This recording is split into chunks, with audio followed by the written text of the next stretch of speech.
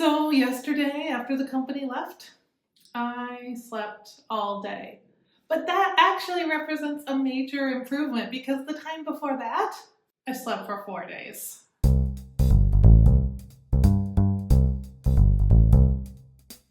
We have had a lot of company recently. We live in Los Angeles, which is a cool place to visit. So we have company quite a bit. Also, Kevin's illness means that our friends and family want to spend as much time with us as possible right now, and we are not always able to travel to them. The vast majority of our friends and family are from out of town or even more usually out of state. So when they do visit us, it's usually for several days. And I absolutely don't want those guests to stop visiting. I love having them stay with us. But over the past year, I've learned that having people stay with us should not come at the cost of my own mental health. And the person responsible for ensuring that it doesn't is me. It took me 4 days to recover a year ago, and this year it only took me a day. I am learning how to prioritize myself while still being, I hope, a gracious hostess to the people staying in my house. And when I learn something, I share it with you. So here I am.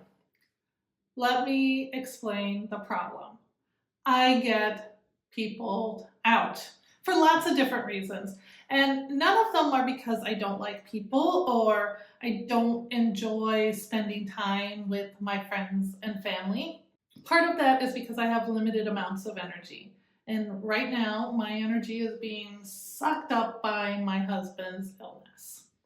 I also have complex PTSD, which not only limits my energy, but can make spending time with people even more draining because I am hyper aware of negative emotions and just tuned into when somebody else is feeling bad and trying to figure out what I can do to fix it.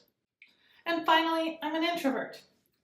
I recharge by spending time alone or time with close family. So with the upcoming holiday season in mind, here are some of the strategies that I've been trying out to try to make this year's guests less stressful than last year's. First of all, I don't break my back cleaning before people show up. A long time ago, a friend told me, hey, if they're your true friends, they're not going to care if your house is messy or not. And I did not believe that 10 years ago.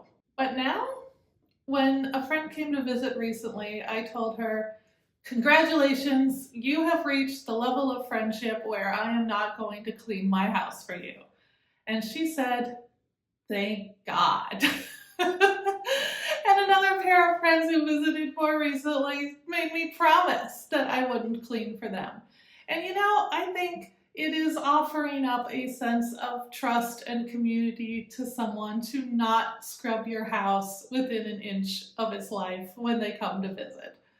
You can make sure that it's comfortable, that it's safe, that it is not an unpleasant environment to be in, but it doesn't have to be perfect. Second, I am learning to accept offers of help. This is really hard for me. When somebody offers to help me, my first instinct, and I'm sure this comes from childhood, my first instinct is to say they are making this offer because I am not doing something up to their standards. It only occurred to me recently that if that's true, and usually it's not, usually it is a genuine offer of help, but even if it's true, I should just let them. If what I'm doing isn't up to someone else's standards, then they can do it themselves and it's no skin off of my back. Which leads me to number 3, which is a mantra I have been telling myself whenever I have company in the house. And that is, we're all adults here.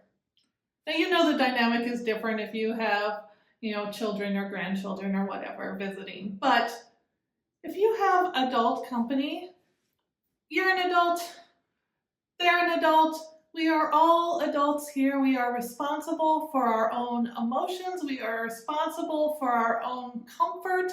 And if we need something, it is our job as adults to say something. And if we don't, that's on us. If my company doesn't, that's on them.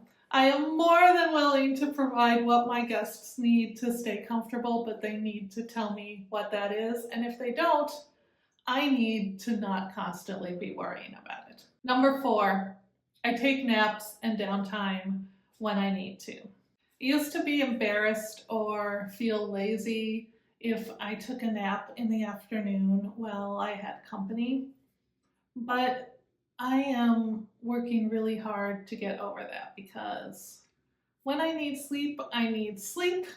And because it's not my responsibility to be taking care of other people all the time, because my first priority, the first person that I need to be taking care of is myself, I need to give myself that rest when I need it. Now that doesn't mean that I spend the entire time that I have company holed up in my room sleeping, but I do try to give myself some space and some quiet time and some rest so that I can get some amount of recharging that I need as an introvert and as the person that I am. Finally, and this is still important even with all of the other things on that list, is that I allow myself recovery time when it's all over. I do not expect to jump back into my everyday routine the minute the door closes behind a guest. I need some time to put the house back in order. Even if we have very considerate guests, it's still extra people in the house. There are some linens to be washed, maybe some extra dishes to do, and that's fine. That is part of the deal with having company. But I need to realize that I do need some extra time to recover after people visit me. Just like when you go on a busy vacation, you need some extra time at the end of vacation to recenter yourself and return to your everyday life. I try to take at least a day or an afternoon or however much time I can to return myself to the present and to my normal life. And was the case a year ago and still is the case now, to sleep. I just need some time to get my nervous system back into whack and to return to my normal level of productivity. None of these things are big things, but they are a mental shift for me. And the most important part of that mental shift is simply remembering that when I have company and when I'm around other people in general, I'm responsible for me and they're responsible for them. And that lesson has gone a long way to changing how much energy I need to put into interactions and how much recovery time I need at the end to get that energy back. If you enjoyed this video, you might enjoy going back and seeing where I was after my company a year ago, because I did make a video at that point too. I'll link it at the end and down in the comments. And until next time, I'm wishing you love and joy and all of those good things, and I can't wait to talk to you again.